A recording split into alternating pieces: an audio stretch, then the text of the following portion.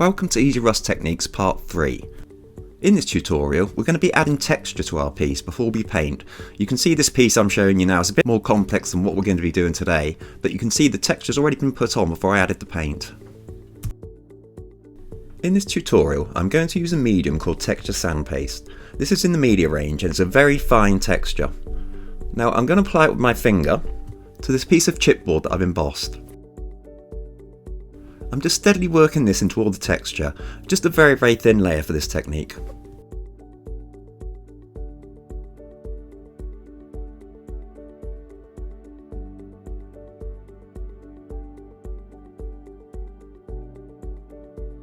Although I'm using my finger to apply the texture sand paste, you can use a brush.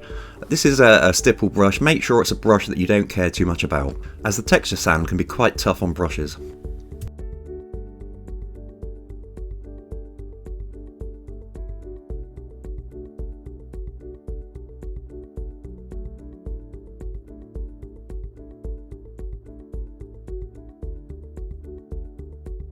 Once the texture sand paste is dried, I'm applying Payne's Grey that has a little bit of white tinting base added to it, to make it more opaque and slightly lighter. If you want to see this being mixed, please refer to part 2 of this series.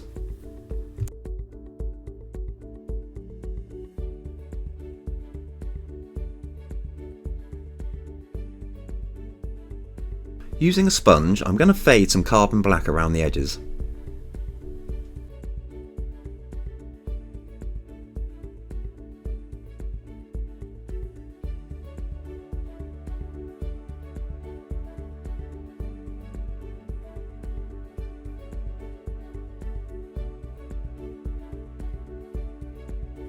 The next colour to be used is Payne's Grey.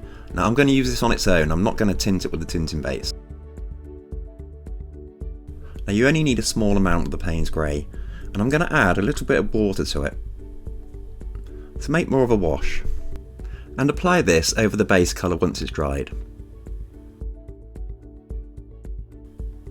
And you'll see that the Payne's Grey is falling into the depths of the texture, so we're giving it kind of an antique look.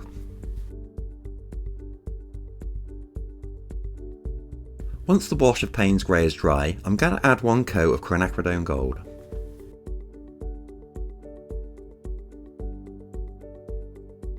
You will find that the acrylic kind of gets agitated by the texture sand paste and you'll get like a foam build up, but don't worry, that will settle when it dries.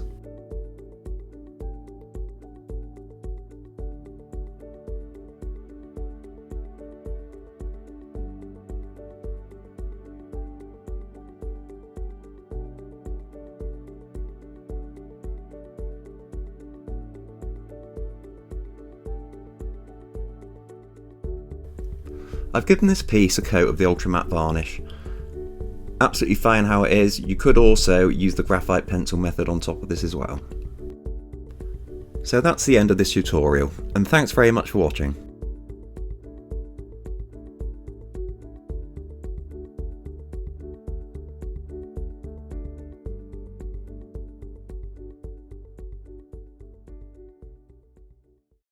For more information about the media range, please visit decoart.com.